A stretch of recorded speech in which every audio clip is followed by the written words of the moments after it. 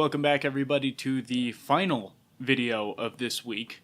This is the first week that I'm releasing multiple videos in a week, and hopefully will not be the last. So I'm excited to go over this. Today we are discussing John chapter 1, verse 14.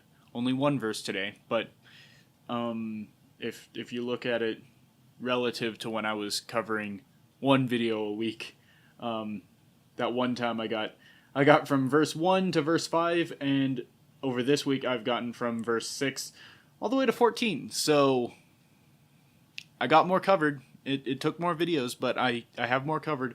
And I do think I am covering things a little bit more in depth. So that's not a bad thing. Plus there's more free content for you guys to watch, so that's fine. It's also easier for me to edit things this way, so that's good. We will be just reading John chapter 1 verse 14 out of the New King James Version. I will begin that now. And the Word became flesh, and dwelt among us, and we beheld his glory, the glory as of the only begotten Son of the Father, full of grace and truth. I have, until now, struggled to determine how long I should talk about each section of the Bible. If I should go over a full 5 verses as I did before, if I should go over a whole chapter. But now I was just writing down my notes, which I keep on this paper right here. I was writing my notes, and I was going to talk about verse 14 all the way through 18.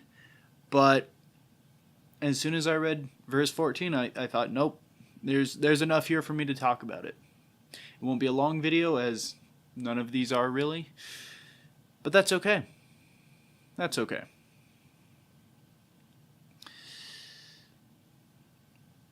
In my first episode on the Gospel of John, I made reference to how the Word is Jesus. I didn't give very much evidence for this, other than the fact that the name Word is capitalized, meaning it's a title. But this verse just outright says it. And the Word became flesh and dwelt among us. That is Jesus. In the beginning was the Word, and the Word was with God, and the Word was God.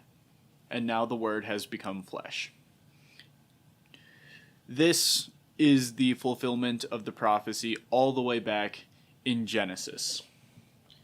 And I was not planning on this, but I feel I should read that. And here we are. First prophecy in the Bible. Genesis chapter 3, verse 15.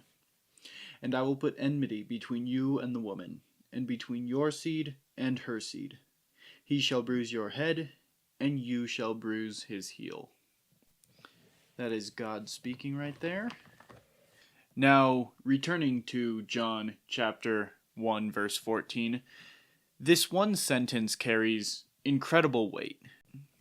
God, in all of his mercy, chose to leave heaven and come down to earth to save us from the mistake we made, from rejecting God and choosing a life of death. Because again, God created all things. Without him, we have death. What do we have? I've said before, good is not a lack of evil, evil is a lack of good. It's the same thing. Death is an absence of life, not life an absence of death. God came down to dwell among us and to save us. Note here, we beheld his glory, the glory as of the only begotten of the Father. Jesus is the only way to come from the Father. There is no other way. Now, this, of course, just brings it all back to what I've said countless times. We can make capital G God our lowercase g God. God can be our God. Or we can be our own God. But in the second worldview, if we don't have God, if we don't have capital G God, well, what do we have? What's the absence of life? What's the absence of goodness? Death and evil. That's it. Jesus Christ is our one way to salvation. There is no other. Jesus is our God. He isn't one of many. He is unique. He alone is full of grace and truth. Any amount of grace and truth we carry in ourselves is merely a poor reflection of God. The great people of the world today, the only greatness there, actually, the only thing they have comes from truth, really. They just speak the truth. And what is that truth? Well, it comes from God.